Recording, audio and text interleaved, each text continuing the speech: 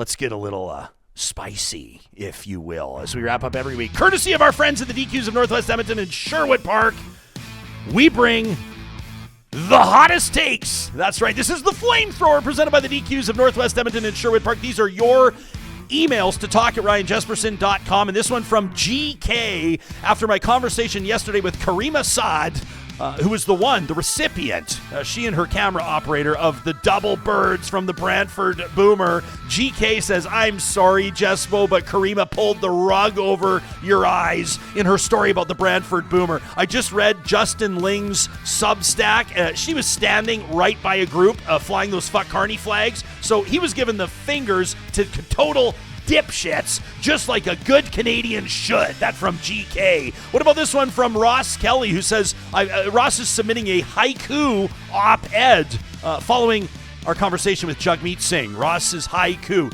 champagne socialist with believes the luxury, next stop, the dustbin of history. That from Ross. I'm not sure it follows the 575, but we'll take your point, and thanks for the submission. What about this one from Darian, who says, the story about Jagmeet Singh, what? Putting Canada first ahead of the NDP. He sold out Canada because he didn't want the Conservatives in. If there's still a Conservative majority after all this, says Darian, it'll be hilarious. He says, if you're looking for me, I'll be at the Polyev rally in Calgary. That from Darian. What about this one from Gerald, who says, are we seriously at the point, Canada, where a lifelong banker who's run one of the world's largest multinationals is considered far left because some guy on Twitter named the Pleb says so? Just because Pierre says it so doesn't mean it's true. I'm not sure how much more center you can get than a guy who wants to expand the energy sector.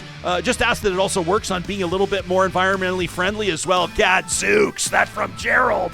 What about this one from Heather? Heather says, I'm listening to your show the other day, and Ryan tells me all of a sudden he's surprised. He says he hasn't seen any Fuck Carney flags. Says, I was just out with my kids just the other day, says Cheryl, and I saw these signs that were talking about, if you're liberal, you're brain damaged. If you're a conservative supporter, you're bang on. And I can't even say, here, let's show the sign itself. She was kind enough to send us an email, so I want to go ahead and show it if I can. And she sent this photo here. You know what? It's taking forever to load. Screw it. Here we go. Here it is. This is, okay, this is the one that Cheryl sent in. Conservative, she says, conservative is your brain.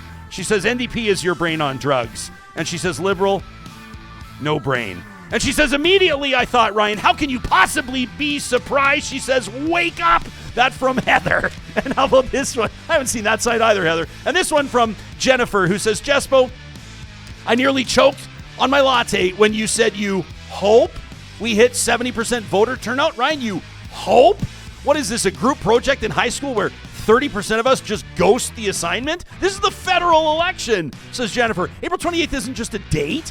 It's democracy's Super Bowl, and like half the country is treating it like a rerun of paint drying. If you've got the time to binge Love is Blind or scream at hockey referees, you've got time to drag your butt to a voting booth. You guys think 70% is impressive? That means millions of eligible voters are like, nah, I'm good. Imagine ignoring your future that hard. Housing crisis, climate collapse, healthcare crumbling like a stale muffin. But sure, let's stay home and complain on Facebook instead. Jennifer says voting's not a chore, it's the bare minimum. So unless you're in a coma or abducted by aliens, there is no excuse. Mark your calendar, cancel your brunch, and go vote. Or don't whine when the country's on fire and the only thing left to toast your marshmallows with is regret. That from Jennifer. To talk@ryanjesperson.com. You can fire up your flamethrower anytime. We love them. And the next time you're visiting a DQ in Palisades, Namao, Newcastle, Westmount, or Baseline Road to pick up a flamethrower signature stack burger, you make sure you let them know that Real Talk sent you. Hey, the next time we talk to you, it's going to be Monday. It's going to be April 28th. And it's going to be Election Day. We're looking forward to the week that comes. In the meantime, make it a great weekend. Keep it between the lines, everybody, and make sure you do your duty. Go vote on Monday. We'll talk to you soon.